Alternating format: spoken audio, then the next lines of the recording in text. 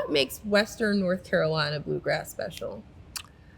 I think it's a rhythmic thing. I mean, I think it's the way people play. When you hear Earl Scruggs play the banjo, that rhythm, his roll, and it's like a machine gun. It's just it's perfect timing, and Doc Watson, even when he's playing by himself and picking his leads, you can still hear the rhythm. There's such a rhythmic drive of Western North Carolina music, and I think it comes from the square dance element. Most of the bluegrass musicians that grew up playing music in Western North Carolina played for dances, and you were there to keep the beat. It wasn't, you weren't there to like show out and play all these flashy breaks. You were there to really drive the beat. It's Western North Carolina bluegrass are the drummer and the bass player who don't ever get any credit. Everybody's always focused on the guitar player, but the drummer and the bass player are the ones who are really keeping the beat and making the music, that it's that mentality. And, even the fact that you do have a drummer, I think that not all bluegrass uses as much rhythm and percussion as the Darren Nicholson band does. Yeah. Well, that's, that's something that I was adamant about. Bluegrass got away from that. Most of the early bluegrass, they did have percussion. Mm-hmm. And for some reason, they kind of moved away from that when most bluegrass bands that are thought of now do not have drums. And we don't have a full drum set by any means. It's either a snare or a suitcase kit. But, the records that I grew up on and influenced on, the original Rocky Top, by the Osborne Brothers, had electric guitar, steel, drums.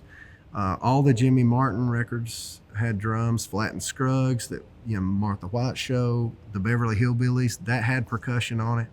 And so when I first heard bluegrass that didn't have drums, it didn't sound like bluegrass to me, because my dad had all these traditional records, and when I heard it without the percussion, I'm like, man, something's missing. And so I said, if I ever have a band of my own, I want to have that sound, because it's more danceable, it's rhythmic. It being a little bit of a newer genre, can you tell me about where your passion for bluegrass started?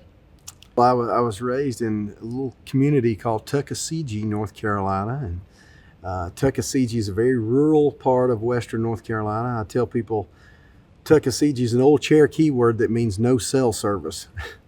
There's absolutely nothing there. There's nothing to do there except play hillbilly music, and that's where my love for mountain music, came from.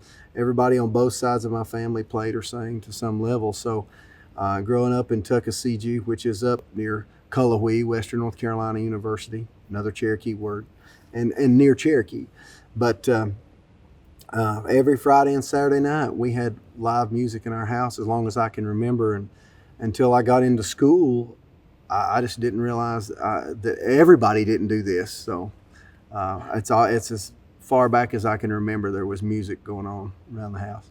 So when did you start taking the music out of the house, playing for folks? Well, it's pretty early on. My family, they had a family band, and they would play community events and community functions.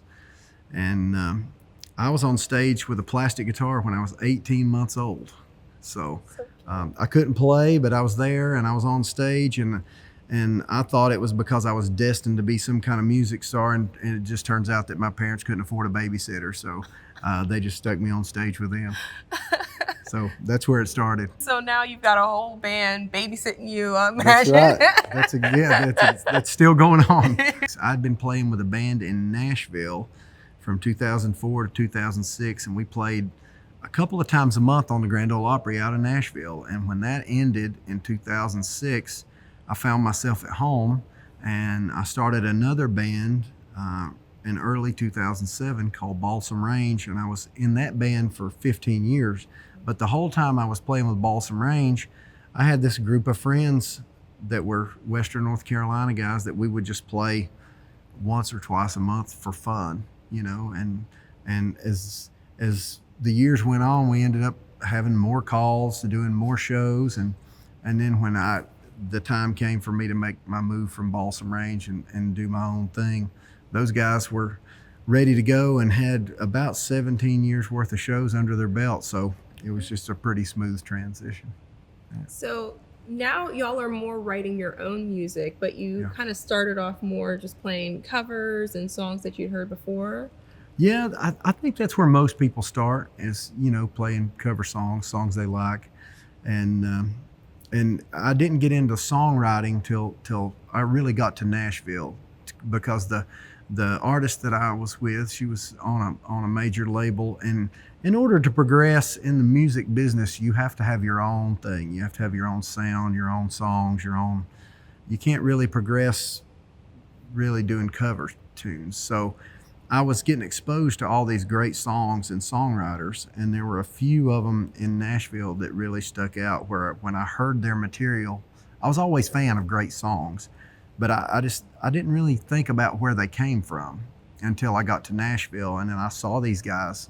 They would show up at a rehearsal, or they would show up and they would have a pen and paper, and so they say, "Hey, I wrote this today," and it would be this amazing piece of music. And I'm like, wow, that is such a talent, and I realized that they worked at that talent just like learning to play an instrument or learning to sing.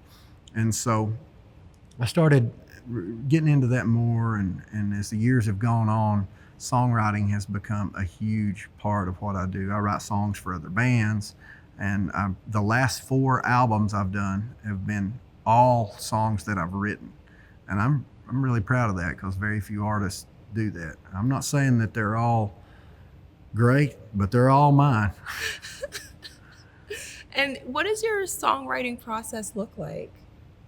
Well, I start, usually with a hook.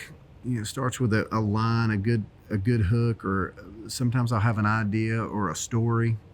And then occasionally it'll start with a melody, where I'll have a tune in my head, and then I'll figure out some words to go with that. But most of the time it's usually with a lyric, with a hook or an idea, and then write the song around that. And then what does that mean? And then once I write out all the lyrics, and I determine what I'm trying to say in the song, is this a sad song?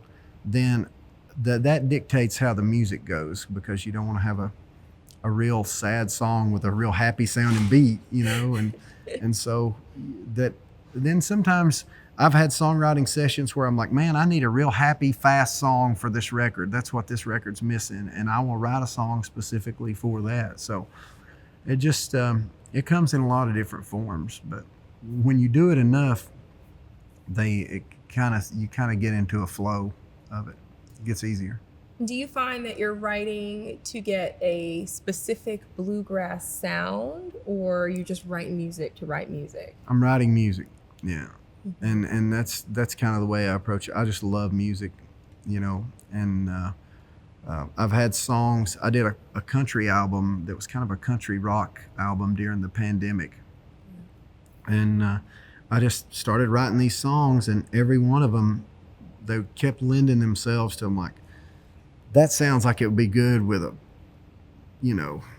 twin stack Marshalls. This sounds like it'd be good with heavy drums, and this sounds like it'd be good with steel. And so you let the song be the boss. If it's you put the lyrics down, and you let that dictate what happens with the music. And so that's kind of how I approach that part of it. I would like to be an ambassador for roots music of Western North Carolina, and I've got to travel. I've got to go all around the world carrying the good word of Western North Carolina music. But I play a lot of shows within Western North Carolina and East Tennessee and in our area, and I've thought a lot about this in the last year or two, and the difference between the chase of commercial music and commercial success and facilitation music. And the difference to me is, commercial music is getting on the charts, making a bunch of money, all the things that are ego feeding, ego driven, that are, how can I make myself get further and further along? And then facilitation music is, how can I lift other people up?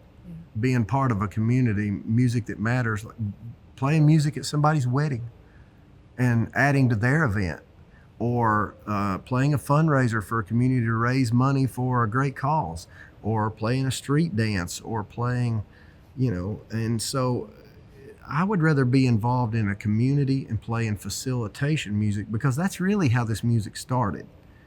And so instead of using the music to elevate me, I would like to just use the music to elevate somebody else and their experience.